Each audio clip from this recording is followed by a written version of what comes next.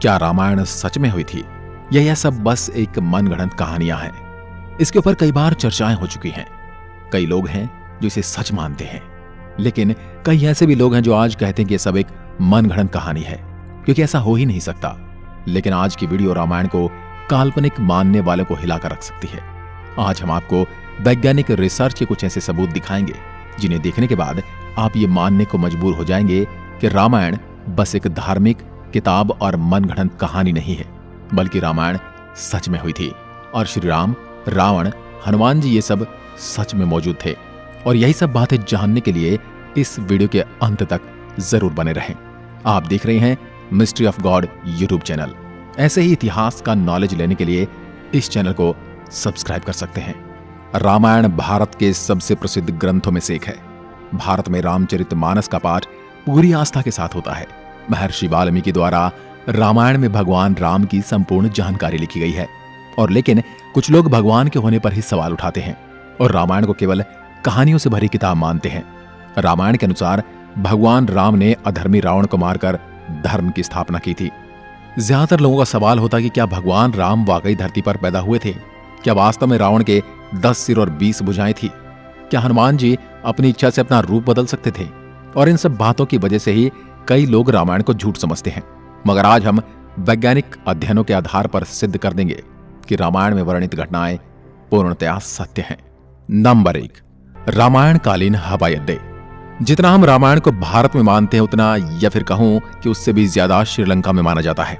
और इसीलिए श्रीलंका में रामायण अनुसंधान टीम ने रावण के रामायण काल के 4 हवाई अड्डे खोजने का दावा किया है।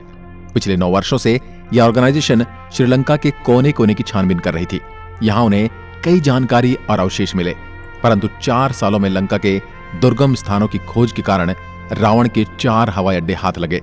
रामायण अनुसंधान टीम के अध्यक्ष अशोक कैंट का कहना है कि रामायण की लंका वास्तव में श्रीलंका की है।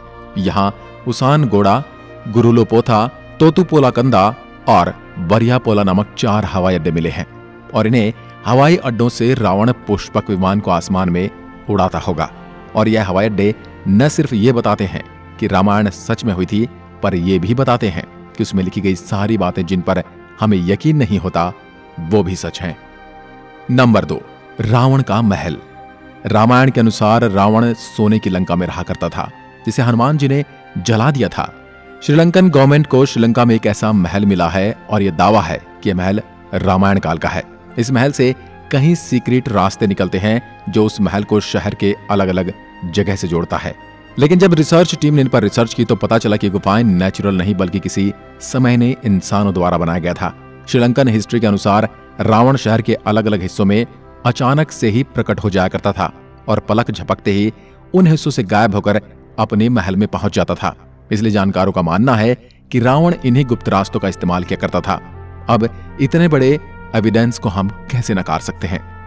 नंबर 3, अशोक वाटिका के सबूत। रामायण के अनुसार रावण ने माता सीता का हरण करके उन्हें अशोक वाटिका के अंदर रखा था। कहा जाता है कि अशोक वाटिका रावण का सबसे पसंदीदा स्थान था। यह जगह इतनी रहस्यमयी थी कि हनुमान जी इसे आसानी से ढूंढ नहीं पाए थे। मगर हैरानी की बात तो यह है कि वह अशोक वाटिका आज भी श्रीलंका में मौजूद है। ऐसा माना जाता है कि एलिया पर्वत की एक गुफा में माता सीता को रखा गया था, जिसे सीता एलिया नाम से जाना जाता है। यहाँ सीता माता का एक मंदिर भी है जिसे विरांग टोक कहते हैं और वहियांगना से 10 किलोमीटर की दूरी पर है। यहीं पर सीता जी का अपहरण कर पुष्पक विमान को उतारा गया था। मगर यहाँ पर जिस बात ने सबसे ज्यादा चौंकाया वो यहाँ मौजूद पेड़ हैं। रामायण ग्रंथ में इस बात का जिक्र मिलता है कि अशोक वाटिका में अशोक के वृक्ष बहुत ज्यादा थे, इसलिए इसका नाम अशोक वाटिका रखा गया था। अब जैसा रामायण में इस वाटिका के बारे में कहा गया था, वैसा आज यह गार्डन है, जो कि इसे हम रामायण कालीन एक सबूत मान सकते हैं। नंबर 4, द्रोणगिरी पर्वत। दोस्तों, रामायण में लिखा हुआ है कि युद्ध में जब मेघनाद द्वारा लक्ष्मण जी मूर्छित हो गए थे, उनकी जान बचाने के लिए संजीवनी बूटी की जरूरत पड़ी, जिसके लिए जड़ी बूटी लाने का यह जिम्मा हनुमान जी को दिया गया था। तब हनुमान जी संजीवनी बूटी लाने के लिए द्रोणगिरी पर्वत पर गए थे। हनुमान जी को जब संजीवनी बूटी का पता नहीं चला तो वह द्रोणगिरी पहाड़ के एक टुकड़े को ही उठा कर ले आए। मान्यताओं के अनुसार ये वही पहाड़ है जो आज भी वहां पर मौजूद है। कुछ लोग इसके बारे में कहते हैं कि आज भी उस पर्वत पर वह निशान मौजूद है जहां से हनुमान जी ने उसे तोड़ा था। लेकिन जिस पर्वत का जिक्र रामायण में मिलता है वहां आज मौजूद है। जड़ी बूटी देने के बाद हनुमान जी ने इस पहाड़ के टुकड़े टुकड़े कर इसे श्रीलंका में फेंक दिया था। जहां जहां इस पहाड़ के टुकड़े गिरे वहां के पेड़ पौधे और जड़ी बूटी बाकी जगहों से अलग होती हैं। और सच में श्रीलंका में कई कमाल की जड़ी बूटियां मिलती हैं।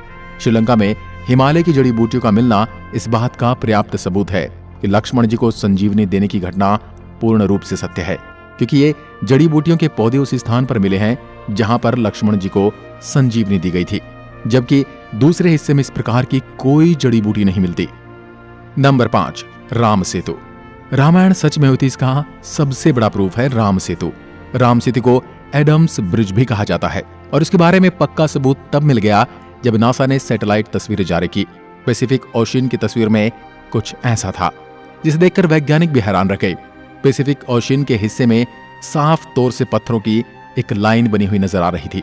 जब वैज्ञानिकों ने इसे तस्वीर पर ज्यादा स्टडी की तो पता चला कि ये पत्थरों से बनी लाइन है।